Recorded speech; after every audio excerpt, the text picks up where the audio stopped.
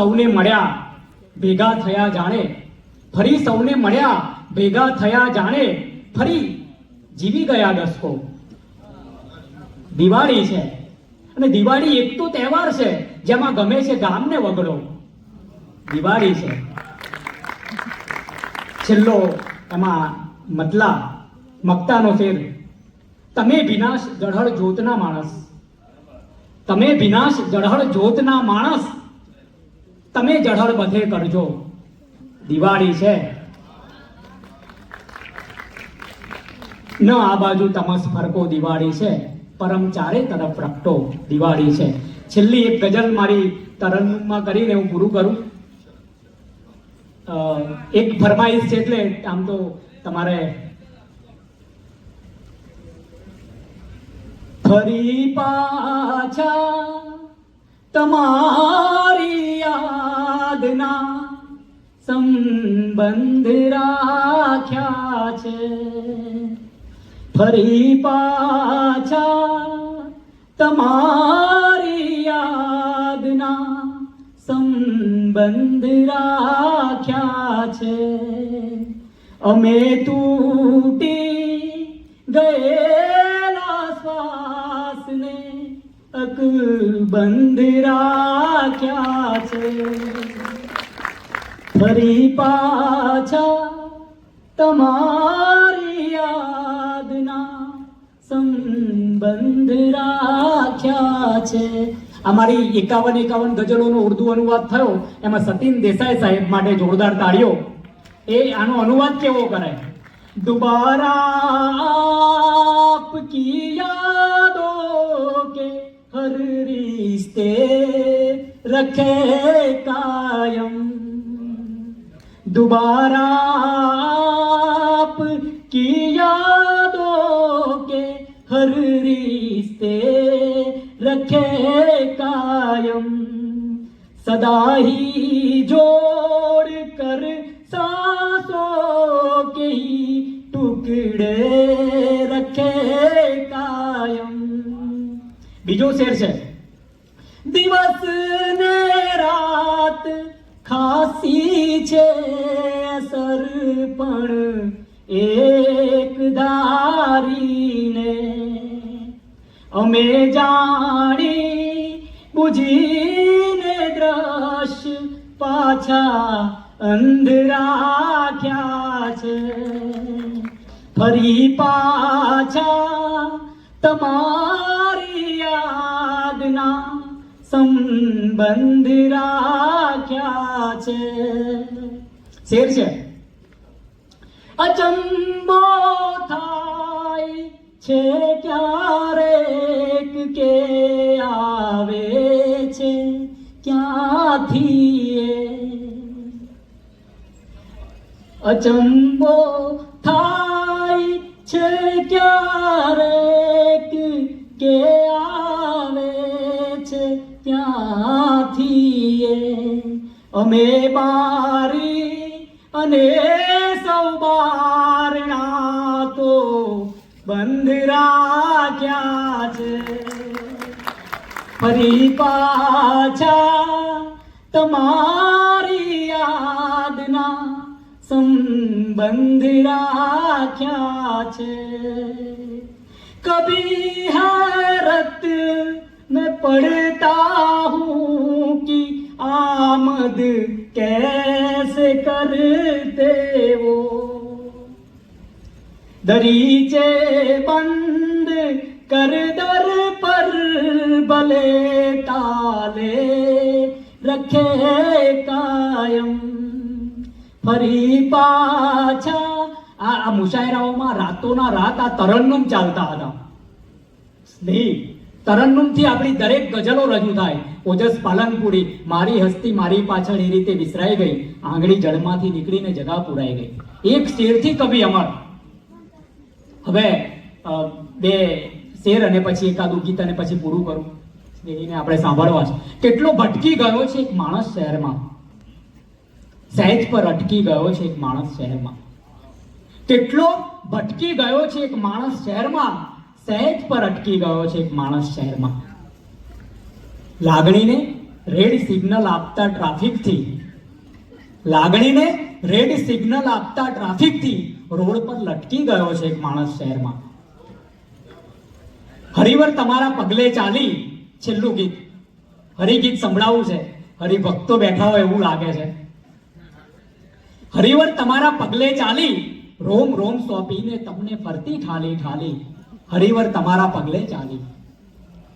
આજ તમે તો બંધ છે, આજ તમે તો અડધી રાતે ભર નિંદરમાં આવ્યા, ફટાક કરતી બેઠી થઈ ગઈ નયન વળી શરમાયા.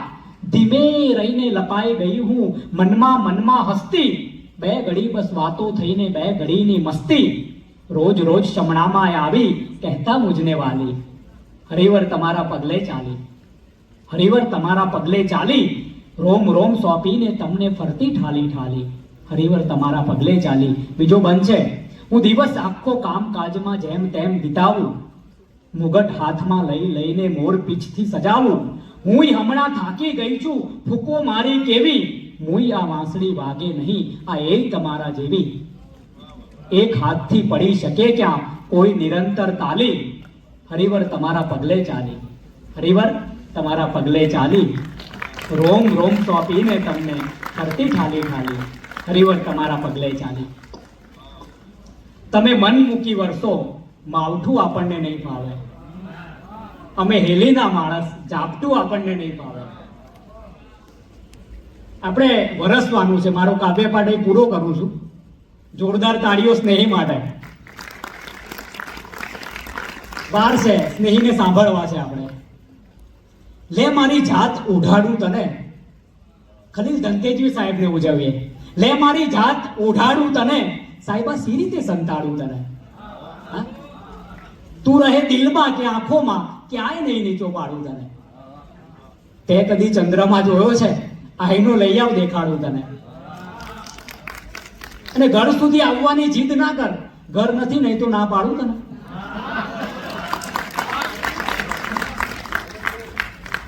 અમે અમારી રીત પ્રમાણે રાતોને અજવાળી છે. 10:30 વગાડે છે. અમે અમારી રીત પ્રમાણે રાતોને અજવાળી છે. તમે ઘેર દીવો સળગાવો, અમે જાતને બાળી છે. આ અદમ ટંકારવી સાહેબે યાદ આવ્યો. જનરેશન ગેપ એટલે શું નહીં? બાપ છે ને એ 20 રૂપિયા બચાવવા માટે 20 મિનિટ ચાલી નાખે, અને દીકરો 20 મિનિટ બચાવવા 20 રૂપિયા ખર્ચી નાખે. અદમ ટંકારવી લખે, બાપ દીકરો રહે છે યુકેમાં, બેવની વચ્ચે રોજ ફાઇટ છે. બાપ દીકરો રહે છે યુકેમાં, બેવની વચ્ચે રોજ ફાઇટ છે. બાપ છે લહેંગાના જેવો ઢીલો, દીકરો જીન્સ જેવો ટાઈટ છે. This is a generation gap. જ્યારે તું બની ખીજાય છે ત્યારે ગ્લોબલ વોર્મિંગ થઈ જાય છે. સાવ નિર્મમ ના કહીશ ગુડ બાય. તું ગુજરાતીમાં આવજો કહેવાય છે. તું ઇંગ્લિશ પૂછમાં, તું મને પાલવનું ઇંગ્લિશ પૂછમાં, આંસુ અહીંયા ટિશ્યુથી લૂછાય છે. અને સાવ મોનિકા જેવી છે ભાષા અદમ, સહેજ અડીએ ને ભવાડા થાય છે. પણ આપણે સ્નેહીને અડીએ ને તો ભવાડા ના થાય, તમારા રૂવાડા ઊભા થાય. સ્નેહીને સાંભળીએ ને, સ્નેહી છે ને એ તાલનો કવિ છે, રાજનો. મારે ગઝલો ખોલવી નથી, કારણ કે આપણે બાથરૂમમાં જઈએ પેલા હાથ પગ ધોઈને ના જવાય. ત્યાં સ્નાન કરવાનું છે, ફુવારા છે. જે કોઈનું આંસુ લૂછ્યું હોય તે બેસે અહીં, ને પછી અદબથી ભૂસ્યું હોય તે બેસે અહીં. સ્નેહી પરમાર સામયિક મેં પણ યાદ કરું છું. ગઝલનો શેર છે કે વર્ષોથી એ ઝાડની માથે એકે ફળ ના બેઠું છે.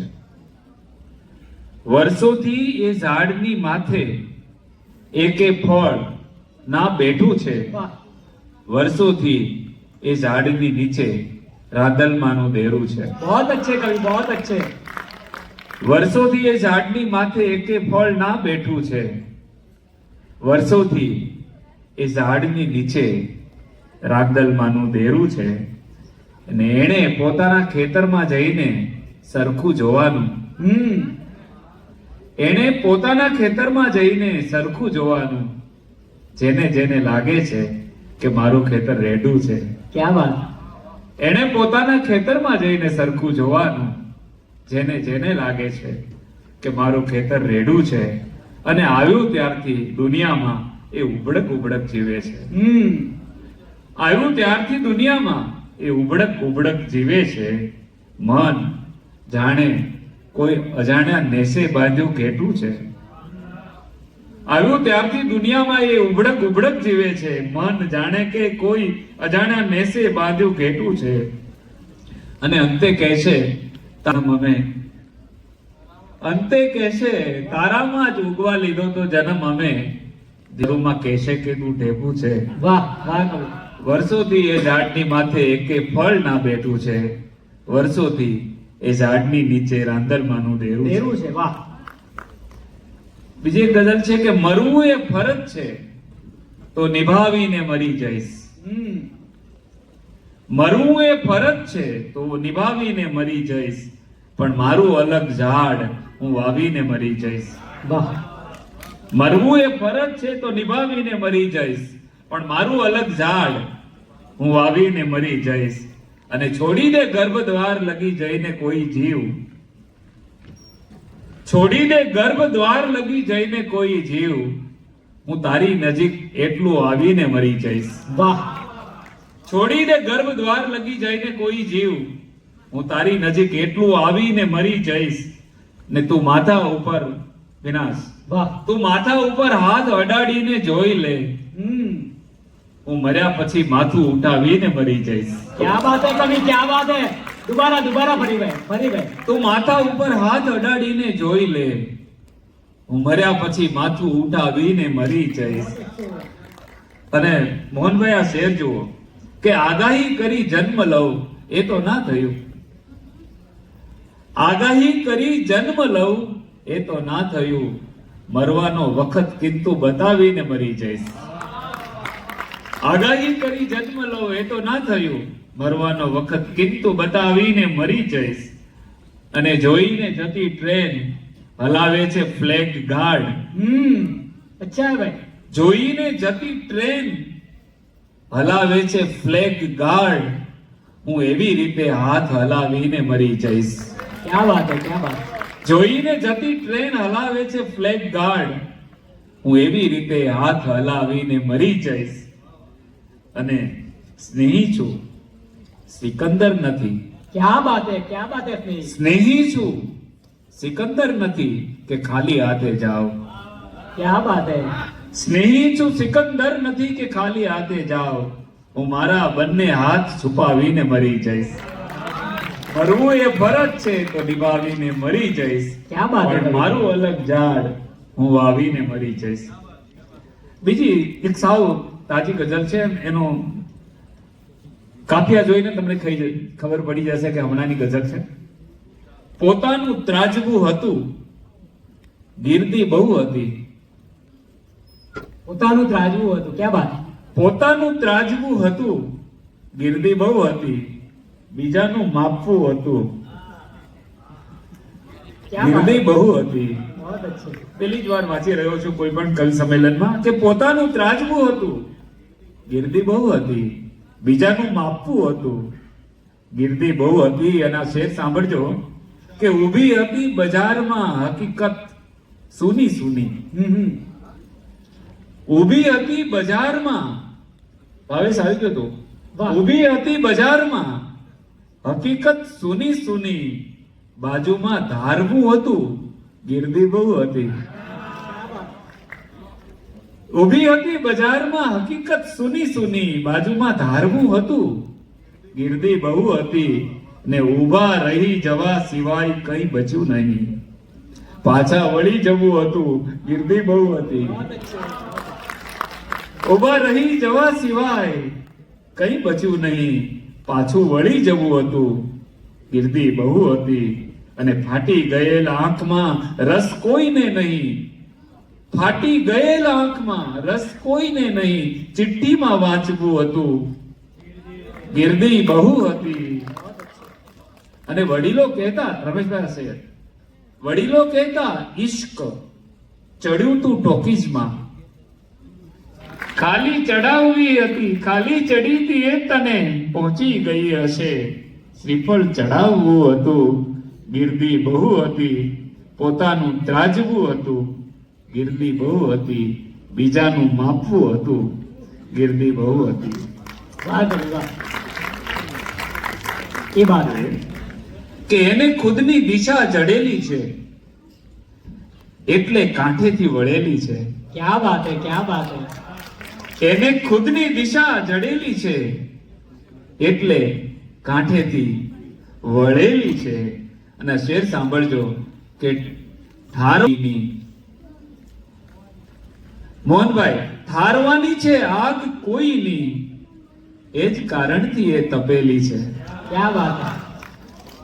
ઠારવાની છે આગ કોઈની, એ જ કારણથી એ તપેલી છે. અને આગ કરતાય ભૂખ વસમી છે એટલું શાસ્ત્ર એ ભણેલી છે. क्या बात है, क्या बात है. ये આગ बात है भाई. કરતાય ભૂખ વસમી છે એટલું શાસ્ત્ર એ ભણેલી છે. અને ઠામ ઘસનાર બાઈની સાથે રોજ છાનું છૂપું રડેલી છે.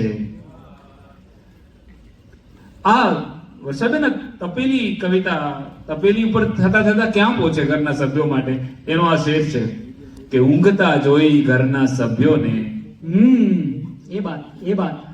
ઊંઘતા જોઈ ઘરના સભ્યોને સાવ ખાલી છતાં ભરેલી છે. बहुत अच्छे, बहुत अच्छे. અને તપેલીનો અંતિમ શેર કે જેમ ચડ્યું તું કોઈ સૂળી પર, જેમ ચડ્યું તું કોઈ સૂળી પર, એમ ચૂલા ઉપર ચડેલી છે. જેમ ચડ્યું તું કોઈ સૂળી પર, એમ ચૂલા ઉપર ચડેલી છે. એને ખુદની દિશા જડેલી છે, એ પરત કાંઠેથી વળેલી છે. वाह कवि वाह.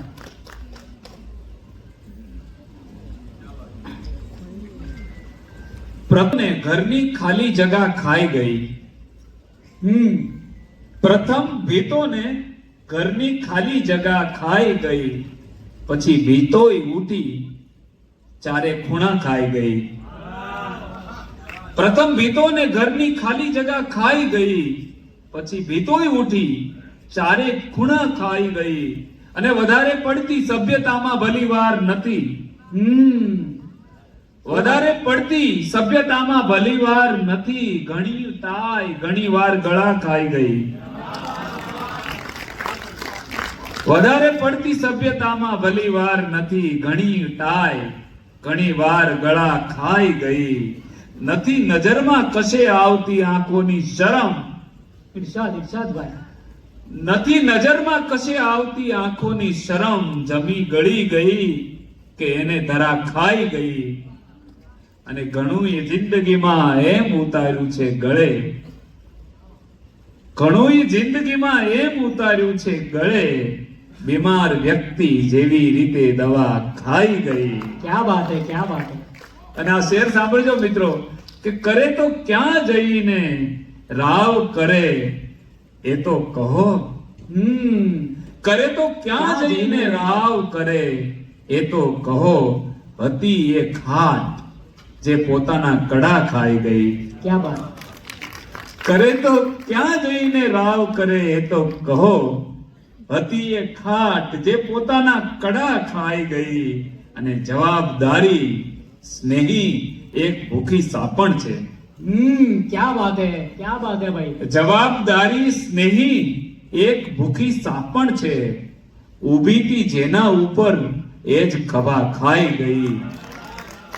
પ્રથમ ભીતોને ઘરની ખાલી જગા ખાઈ ગઈ, પછી ભીતોય ઉઠી ચારે ખૂણા ખાઈ ગઈ. ધન્યવાદ. जोरदार.